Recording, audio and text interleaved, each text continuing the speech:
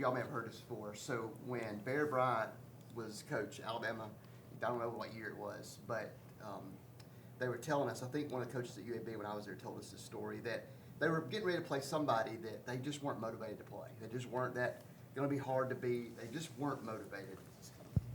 And apparently that was just driving on Bear Bryant. He just couldn't, I don't know how to motivate these guys. And they said he just walked into the team, they always have a pregame meal, 4 or 5 hours for the game.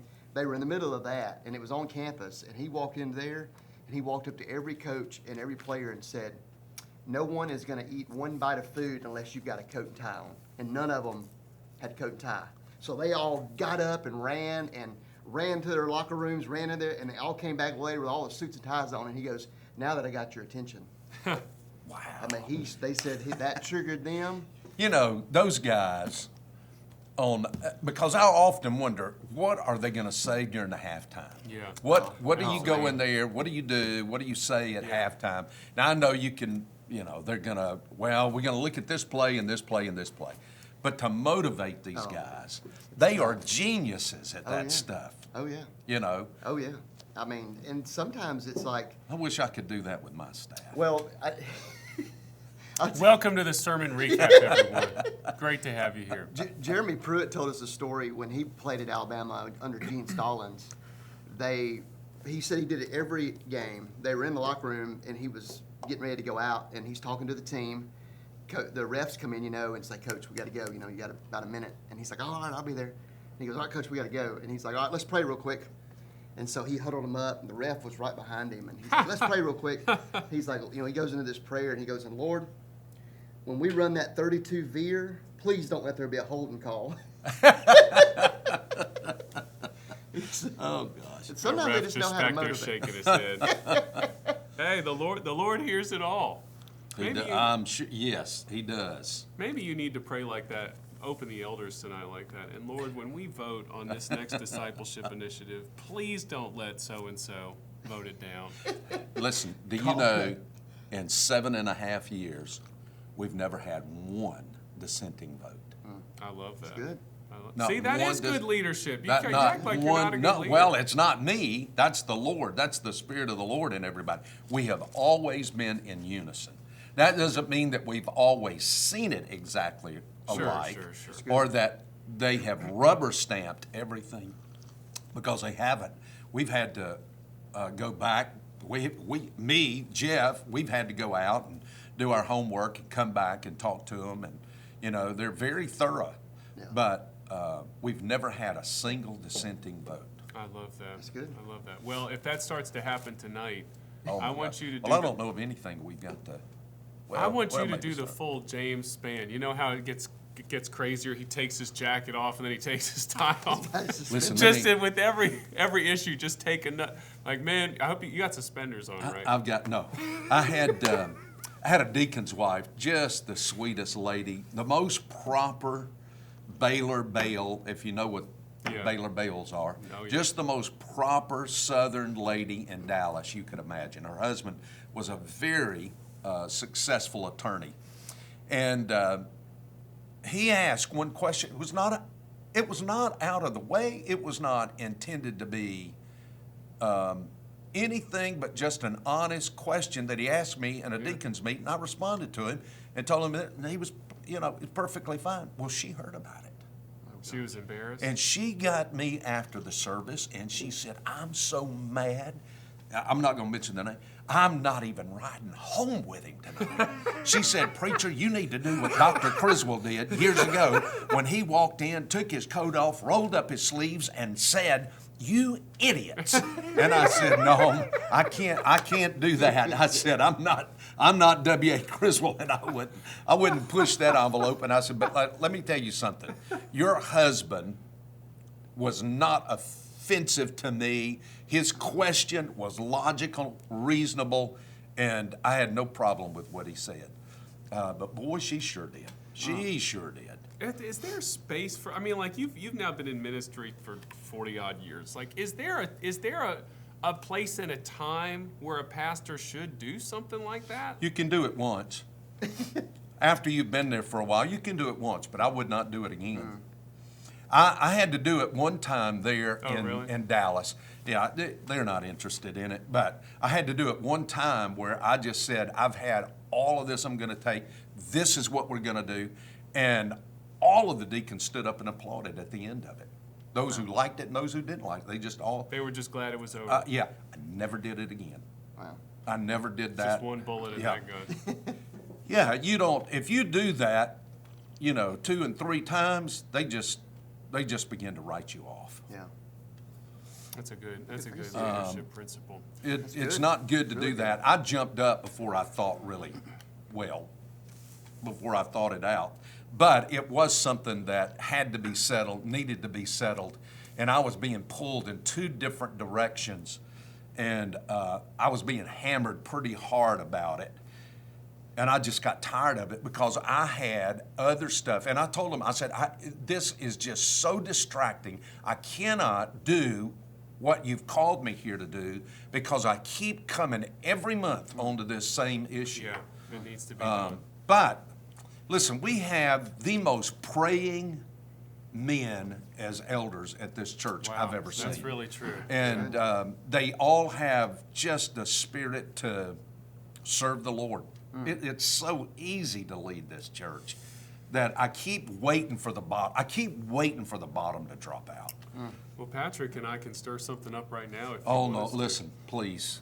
I don't. We can really get something The going. devil doesn't need any help. I can promise you. You know what Yeah. that story reminded me of, like what Crystal did, what you had to do there. And Barry and I were in this seminar a couple of years ago, and the leader was talking about like when a pastor has to influence a decision or lead a decision, and that sometimes you can get yourself into trouble if you're just trying to influence. Yeah, But yeah. instead, you just need to like say this is what needs to be. That's a very good insight. And I've never thought about that, influence versus lead.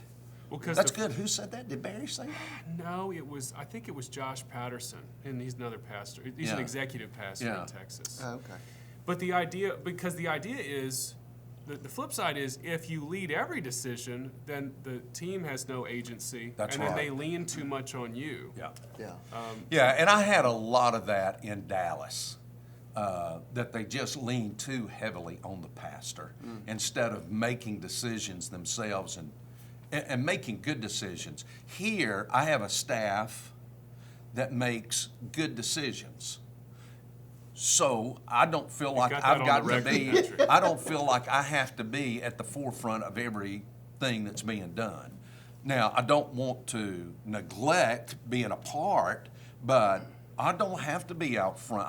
I make very little hey, I don't think I've ever told you, I've asked you a time or two to sing this song or sing And we- because and we it do ties so perfectly in, but I we do don't ride herd on y'all.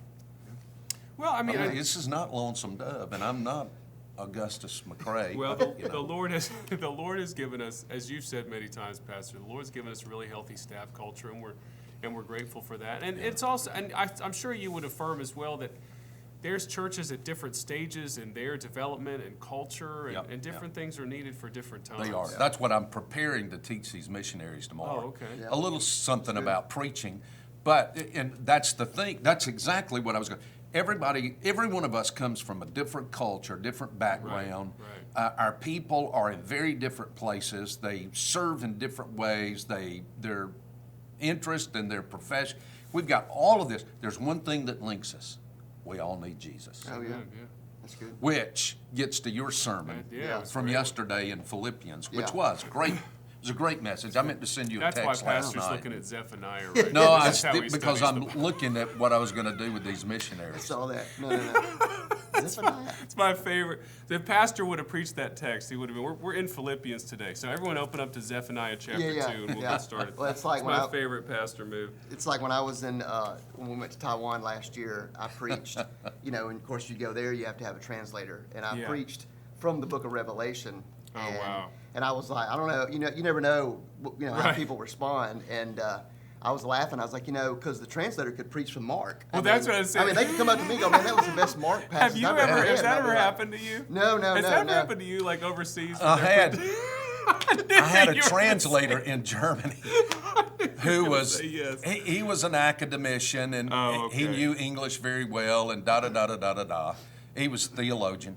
And the president of the seminary there, just after I preached, was reading him the riot act. And I got him off, and I asked him, I said, Heinrich, what in the world were you fussing? He said he did not. He went off and interpreted something in a different way than what you were saying. Oh, no way. And wow. he said he was wrong on it, too. He was interjecting his own theology and idea.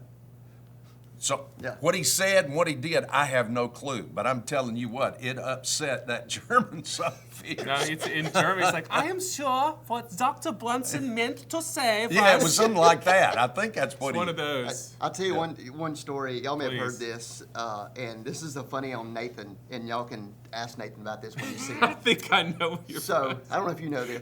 So we're in Moldova preaching this conference. And Nathan and I were going back and forth in our messages, and Nathan's up there and he's talking about the Great Commission, and you're talking about London, American, Moldova, like there's a lot of different contexts going on here. Yeah. So Nathan gets up there and he's talking about here's some things you need to fulfill the Great Commission, and he said you need a messy diary, like we would write in, and because that's what he would we would say like calendar. Yeah. Well, the Moldovans didn't know what he was talking about. Like even the translator looked at him really weird, and just kind of really shook it off. And then they stopped the whole thing, and they kind of batted that word around because they didn't understand it. And so after about 5 minutes or so, they finally came up to, okay, we kind of have an idea. Just say calendar. And he's like, oh, okay. So he went on, about his business and finished. We did a great job. So we're driving home. We had about an hour drive, and Ross was with us, and Ross asked John Marone, who was leading us around, and he said, you looked at him kind of funny. What did you think he said when you first said it? And John Marone goes, well, I thought he said you had to have a messy diarrhea. Yeah. So I just imagine everybody at that conference, if they all thought that, like. If you want to share Jesus properly, my you can just see all the pencils stop. Like, wait, what did he say? Is that right? Yeah, did he say that? Can he, but anyway, can he elaborate on that? You can ask Nathan about that because I think we laugh about that every year. So. Well, it's funny. Overseas, I was teaching Germans one night out of Ezekiel. I think he was 34. And it's where the pastor was. He says, I want you to preach this passage. And it was about all these false shepherds. Yeah. I preached for like 45 minutes. And so it was a short one?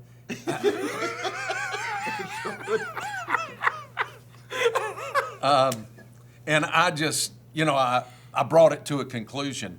And the pastor stepped up and he said, you have 15 more minutes. You have 15 more minutes. Don't you want to take those? And I said, no, brother, this was a tough enough topic to try to preach through a translator on false shepherds. That is anything in Ezekiel is difficult. Man. Well, yeah. It is a lot. It is difficult to walk through. That's for sure. Yeah. But yeah, it is different over there. They want you to keep going. They do. If you don't preach an hour to them, they feel gypped. They're like, what did we even come here for? My friend. And the place was packed on a Wednesday night in Bonn, Germany. I love it. Bonheim. In Bonheim, Germany. Well, what else do they have to do? What are they out doing? Invade France. Okay, very nice. Another Blitzkrieg. Oh, we're late to the Blitzkrieg. It's Wednesday night. Oh gosh. Oh gosh. Well, should we talk about? Should we talk more about the message? We've covered leadership principles. This is good. This is like your wheelhouse is the leadership principles and sports analogies, and like you live in that world. This is my world right now. Everybody was my world again. Everybody was talking about you wearing your J's yesterday. Are they really? No, but at least one person did. One person mentioned it to me. I'm like, you must not know Patrick very well. That's his vibe, bro. I wish I could pull that off. What is your shoe game strong today? What are you doing?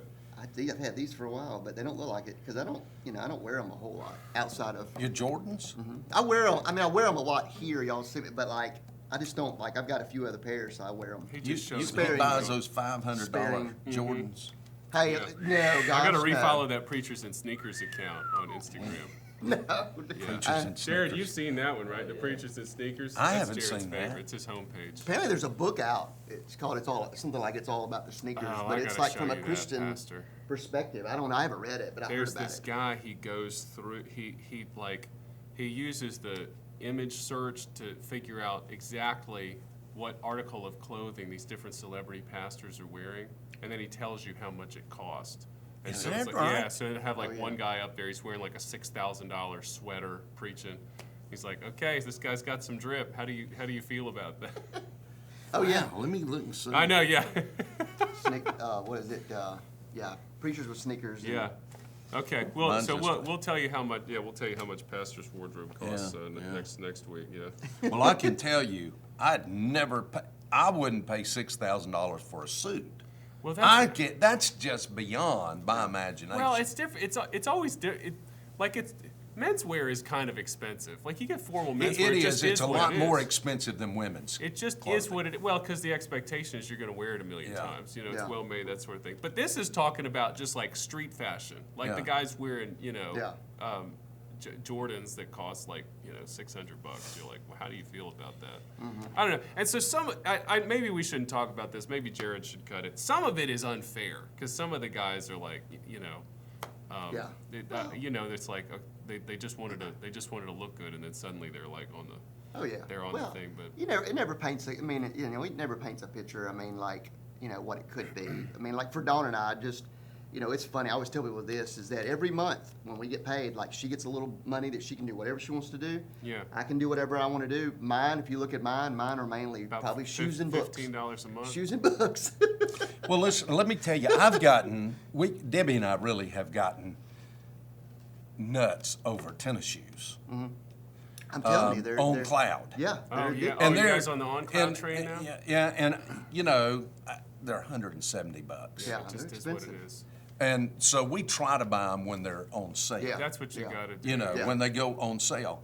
But in the back of my mind, every time I walk up with a box of On Cloud Yeah. to pay whatever I'm going to pay for them, $150, $140, if I can get them on sale, I can hear my dad in the back of my head saying, What's wrong "You with have lost your mind." But now that's about the No, biggest that's an investment in thing your I've- health, is what that is. because we walk every day. Yeah. She You wear 'em runs out, all the yeah. time. Yeah. And You have to do that. here's spam calling me. I actually, so I was at the PT last week and I was talking to a woman and she didn't buy the right kind of shoes and now she has Achilles tendonitis. Oh my word! So Well, I'm telling you. So I'm you telling you. got to have the right kind of shoes. you do. We're working out all the time now, and since we started that, I've kind of gone a little bit crazy with tennis shoes. Yeah. But I don't pay that kind of. So you're I not- don't. If I had $10 million in the bank, Yeah. I still would not do that. Yeah. I thought you were doing the Hokas. You're not doing those. You're I like the on air better than I do the On Cloud? Hoka. The Okay. on cloud. We've got it. All right. Well, so remind me to talk to Joanne about that. We got to change our official branding on the side of the building. On Cloud. What about you? What do you? I mean, I know that you're a Jays guy. Do you have like walking shoes or what? Or is that what you work out in? I mean, no. I mean, I use like Metcons or the gym Oh, I go that's to. right. That's Yeah, like yeah. the CrossFit shoes. So I use those. I wear those. They make fun of me in the gym. They really do make fun of me in the gym because apparently you're not supposed to run in Metcons. You're only supposed to do Right, the lifting but and stuff. I mean, I only have one pair of Metcons, so they make fun of me every time we run. I've never even heard of those. But like, you Yeah. can't sneak up on anybody with them if you're running, because I mean they. Oh, yeah, they it just sounds clap like a the bunch ground. of. I sound like an Yeah. army coming, good or bad. You'd hate him, Pastor. There's But- not enough padding in them. Yeah, That's they're not good fun. running shoes. You almost but- feel like you're in dress shoes or something. It's yeah, like a hard. I mean, it literally hard like it. bottom. I mean, like you Yeah. you can't sneak up on anybody with them. You can hear me across the parking lot when I'm running, but I just don't. They like you said, they keep telling me they're gonna collect some money for me. Just to buy some new just to buy me shoes. some nice running shoes, so that they'll quit. I'll quit. You're like, don't you have any making a lot of money? noise. You're like, I spent it all on books. Leave me alone. Debbie's just the have my most shoes. economical shopper. I rib her all the time, and rightly so. She's got so many shoes, but she just will not buy designer Yeah. shoes, and she won't buy a pair of shoes really almost unless they're on sale, and she won't go on an elaborate, buying some of these things that these people wear, $600. Yeah. Well, I got a nephew who went and spent $1,000 on tennis, on some kind of tennis shoe. oh Yeah. my, that's just a $1,000 coming of thing. age thing. I think we all did But- silly And things he's like that. he's in his 30s, I think, but he's one of the #1 real estate attorneys real estate agents in North Carolina. Oh, good gracious. So he can afford to do You it. talk about your dad, I'll tell you a story of mine. You just got to know my dad. My dad never spends money on anything. Yeah. Like, love my I dad. love stories about Never your dad. spends money on anything. So he was down here, he was living down here during the week when he was on active duty. This was a number of years ago. And he called me one day and said, hey, what are you doing? I was like, this is when I was working in Powerade. So obviously, if y'all know that job, I had a lot of free time. Yeah. So I'm like, yeah, I'm just sitting there. And he's like, well, you want to go with me to the mall? And then I said, sure. So I met him at the Galleria. And I said, what are we looking for? And he said, I need a new pair of jeans. And I said, okay. And he goes, but Penny's, I think it was Penny's, he said, they've got a sale on jeans for $20. Yeah. And I said, okay. So we sit there for, I think it was 2 hours, digging through these jeans that were supposed to be $20. And we couldn't find whether the right color or the right cut, if that makes sense. Couldn't find, just couldn't find any. I mean, we're there an hour or two. I finally am like, all right, what kind are you looking for? Dad explained to me what kind he was looking for. So I walk over to this next pile, and I'm like, oh, here you go. Here's a perfect pile. And he's like, how much are those? And I was like, well, they're $30. And he's like, no. He said, I'll come back later. After 2 hours now, he leaves with no pair of jeans. Why didn't you just buy it for him? So I said to him, hey, the next time you have a thought to go shopping, don't call me. For real. That would have You driven know, me crazy. the Just for funny another 10 thing bucks. is, you don't have jeans on. No. You got jeans on. I made this comment down in Louisiana this past week when there was a bunch of teenagers on the front row actually listening to the sermon, and I pointed out all that denim right there is made in my hometown.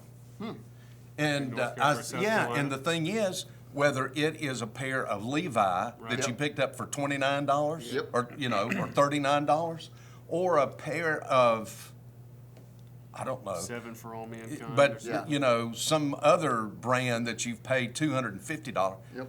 All that material Oh, comes yeah. from the same place. Absolutely. And I'm Absolutely. just thinking somebody is making a killing on Oh. some of this Oh, stuff. they Absolutely. figured it out. Absolutely. That's how they get you. You Isn't there put a book? label on it, and That's how they get you book. That's how they get you. Yeah. They'll get you somehow. yeah. Well, Epaphroditus, Yeah. fascinating Yeah. guy, Yeah. never said a word. Nope. Is that not amazing? It is. I mean, it is. And I- look at what Paul says about the guy. Yeah. No, He loves absolutely. Never opens his mouth. Nope. Nope. You're right. I mean, he's just one of those, you get just enough of description of this man to learn a little bit about him. I Yeah. mean, like a Yeah. lot of things that I pulled out yesterday.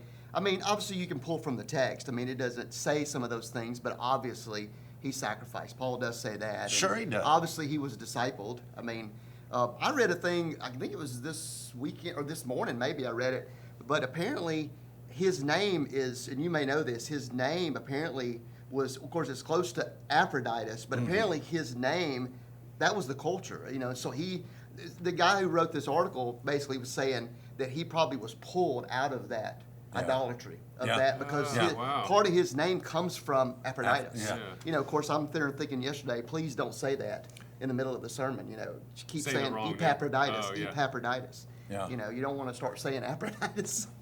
Well, tell that for our People are viewers just at like home. staring at you, That was like David Matthews at First Greenville years and years and years Don't ago. call him Dave Matthews. Yeah, was preaching on Samson and kept calling him Superman.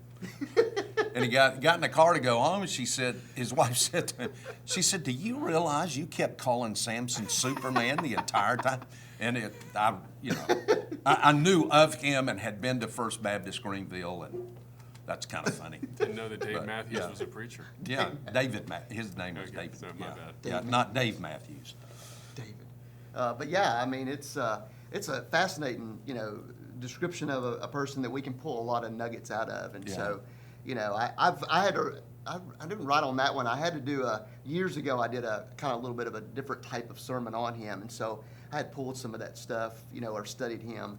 But yeah, it's always fascinating when you read those people like that in the Bible that really, they're only in a few verses, but man, you can learn so much about them. I had to write a paper That's one why time. I like the end of Paul's epistles. Yes. And Yes. nobody in the commentaries ever did. Well, this salutations and goodbyes is Yeah.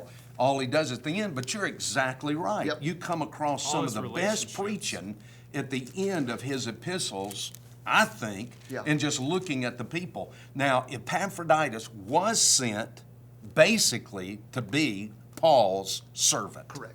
Correct. And he gets sick. Yeah. And when he sends him home, did you come across this? Anybody saying, well, the reason why Paul said, receive him then in the Lord with all joy, home men like him out, is because he was afraid that the Philippians would be mad at him, that he didn't really do what they had sent him there to Really? do. No, I don't think I've read that before. But Yeah, that's that he got interesting. Yeah. sick and, Yeah. you know. I know one of the things I didn't pull out obviously yesterday, but I really liked was that how when he found out, when Epaphroditus found out that they knew he was sick, he was distressed. He was so Yeah. concerned. Yeah. I mean, it just shows his love for Yeah. for Paul, the love, obviously God, obviously Paul, but also the love for his church. Yeah. I mean, Yeah. that's the big thing I really thought was that he was distressed. Wasn't worried about his illness. Yeah. He was worried about them Yeah. being, anxious because of his situation. Yeah. I mean, that just shows you his love for his church, which is Yep. Yep. so good. So, yeah, I mean, That's interesting. you know, You were giving us some pretty strong calls yesterday.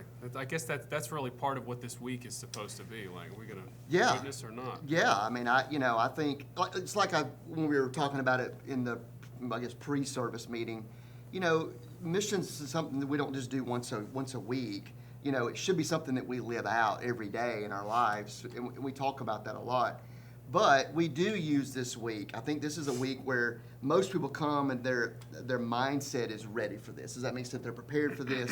And so we do use this week as a launching pad to hopefully stir in their heart that carries them throughout the year. Does that make sense? It's Oh, almost yeah. like you're fanning that flame, I guess. And so We always But need yeah. renewal. Absolutely, Like absolutely. Yeah. It's why we look. We have Easter every year. We have Yep. we have Christmas.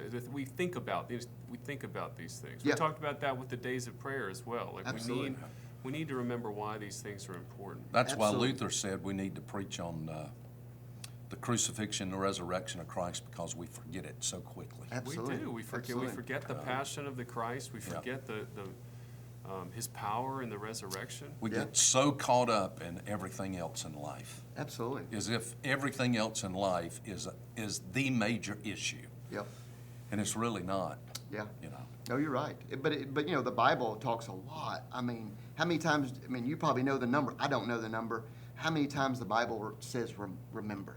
Like it's Yeah. because we forget. Yeah. I mean, we Yeah. forget and so we 621. is it really? No. no idea. I know But yeah. that's what you, I know you too well. But yeah, I mean, it's constantly talking to us. Be reminded. Yeah. Reminded. Constantly. I mean, Constantly. because we do forget. You're right. We do forget, and even but if you go back to the Old Testament, I mean, how Israel, and we make fun of. I think we are harsh on Israel as Christians today, but I think it shows us the same way we are. But that you hear these, they're walking through the wilderness and God is providing, but then like the next obstacle they come to, they start grumbling again. Yeah, Oh every Lord, time. Yeah. what is He going to do? Is He going to, Yeah. the disciples? You get there and He Yeah. feeds one of my favorite things is He feeds the 5,000, and then not long after that it's the 4,000, and they're like, well, how are we going to feed these people? Yeah. Well, He then just fed yeah. 5,000 earlier. And then the story in Mark's gospel where they come down and they get in the boat after feeding Right. the 4,000 and they've only got one loaf of bread and they're back there just moaning and groaning. We've only got one loaf and there's 13 of us and what are we going to do? Yeah. And Jesus turns around and looks at him and says, for real? For real, guys? Yeah. How many baskets did you take up after the 5,000? How many did you take up after the 4,000? Yeah. And y'all are back here pining because you've only got one loaf of bread. Yeah. I think we don't And you give do credit for wonder, Jesus and- how Yep. does that escape them? But then again, Or is it for their we understanding? look at them and we're very harsh to them. But then, how many times do Have we sit done the there same and thing? go, "Man, I don't know how God's going to handle this situation"? I heard somebody say this, that the biggest thing that God did for us that we should always remember, obviously, is our salvation. Yeah. And that's all that God doesn't even owe that to us. We don't even deserve that. That's true. And so at the end of the day, if all that God does, if this makes sense, is to give us salvation, man, that's all we need. Yeah. Anything on top of that Yeah. It's gravy, is baby. just bonus, right? Yeah. I mean, God doesn't have to give us anything else. Like, He saved us, and we will be with Him in His kingdom forever. And man, that is Yeah. all that we need in this life. Yeah. You know, and Amen. that is a reminder that we need to remember as Christians every day. Well, let's hit a couple things before Yeah. we close up shop here. Just quick hits on the schedule for this week. Yeah. We got Wednesday night. Wednesday night at 6:30. Well, before that, 5:45ish, the partners will be in the lobby with okay. tables, so people can go visit them, hang out with them. I'm assuming they'll bring a lot of things with them, as they always do. We got the meal at 5. too, 5 o'clock right? meal, and then Yeah. 5:45 they'll be out in the lobby for about 30 minutes, and then we'll kick the service off at 6:30. That's gonna be great. If they've been to that, you know what that night is. If you haven't, I would encourage you to be there. That's just where we get to hear from the missionaries, to catch up on them. A lot of things have been Did going you say on this 5:30? year. 5:30 they'll be, 5:45 they'll be Yeah. in the lobby. Okay, and then and 6:30. 6:30, Yeah, okay. correct. So still 6:30 the is regular service. time. Yeah, okay. And so, yeah, it'll be a great night just to hear. I mean, obviously, I get to hear a lot of this in my role here, and so just if we can just share a little fraction of what we get to hear on a daily basis, the church will be blessed to And hear. then Friday, we've got the partner luncheon. Yep. So we prayer with that the men and the women are Yep. separate, and we get Yes. to pray. with Amen. the And we got That's the way more. it should be. And we got more wives. We got more wives coming this year, so it's awesome. Oh, that is I think good. last year we only had a couple. This year we've got about 6 or 7 that'll That's be there for good. that. For that, so I know that that'll be exciting for the women to have more wives this year, and then like I said, we always have a good time with the men. So And then Sunday is we got the global fellowships. Those are Global, yep. based on life groups. And then Yep. Sunday's coming. It's a normal schedule on Sunday, and you're in the pulpit again. Yeah, I am. Where are you going to be going? I'm this going to Sunday? go to Acts, to the book of Acts, Okay. chapter 13. And Oh, yeah. I was just moaning and groaning, what am I going to do, what am I going to do, what am I going Oh, to the do? first And missionary every passage I looked at, I stopped and I thought, I've heard Patrick preach on that. And so I came on Acts 13, and it really kind of gripped good one. me. It's gonna be And great. It's a great first 2 verses, that's probably as far as I'll go, because I'm going to look back to chapter 11 where Barnabas comes to the church. Listen, you know what? No, I've never heard anybody say this, but in Acts chapter 11, you get the church at Antioch started. Now, I want you to think about this. There are 2 churches Yeah. in the entire world. Yep. You've got the Jerusalem church, who's Yep. full of Jews, and you've got the church at Antioch Yep. that's Gentile. Yep. They're the only Gentile church anywhere. And listen to how it starts. But there were some of them, then those who were scattered because of the persecution that occurred in connection with Stephen made their way to Phoenicia and Cyprus and Antioch, speaking the word to no one except to the Jews this is alone. back But they in were 11. some, chapter 11 of Acts, verse 20.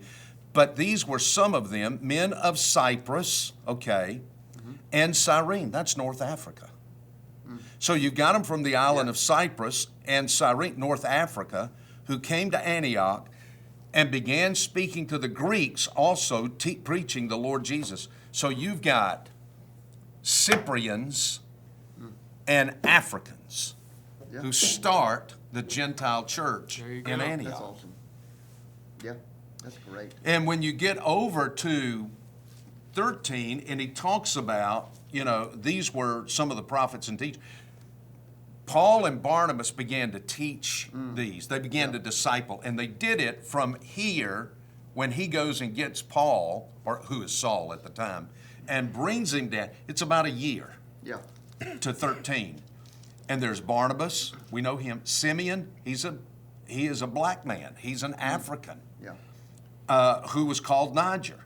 Lucius of Cyrene, that's in North Africa as well. Yeah. So you've got these North Africans with Latin names.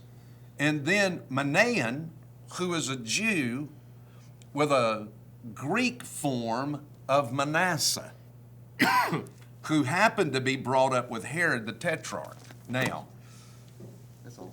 Herod the Great, this Herod mentioned here by Manaen, it was his grandson that grew up with this Jew with a Greek name, grew up with him, and were friends. Now, that's going to be interesting. Yeah. That after 10,000 years in praising the Lord, you're going to say, I'm going to go find Manaen and ask him, I just want to know. Because this Herod that Manaen grew up with was the Herod that asked Jesus, to work a miracle and then send him back to Pilate. Oh, wow. So it's the Herod under which Christ was crucified. Oh, wow. It just shows you, like when you look at that stuff, it just shows you how wild, these first conversions were. Unbelievable. Unbelievable. I think my always favorite when you look at 13 is, and I've said this before, but if you go all the way back, where Saul, obviously, they stoned Stephen. Yeah. And of course, Saul was there. They laid the coats on him. It's almost like he oversaw everything. He leads this great persecution, who scatters the church, who eventually it says in 11, these believers start this church, right? You just addressed. And then who do they eventually send out? Saul, right, is now going to be, and to me, I'm like, if you really want to know the Bible is true, just tell that story. Yeah. Like no human would write that story. No, that's exactly right. The truth of the matter is this: there's nothing like the stoning of a deacon to get people involved in missions. Let's see if we can arrange That's my one of final Oh, those this word week. on that. A stone of a Okay, we'll get that scheduled. That starts missions, buddy. Thank you guys for tuning into the sermon recap. We will be. Who we gonna stone this year? We'll be back next week unless some of us are criminally indicted for stoning. lottery. I'm gonna get the lottery. Oh see my you. stars! Say goodbye, Patrick. Goodbye, Pastor. Oh gosh. Say goodbye, Patrick. Did you have to? Did you see that little movie in school, The Lottery? Yes. They showed you that little black and white movie. Oh, They yeah. get us through it. I thought this is so inappropriate at our age. I'm telling you.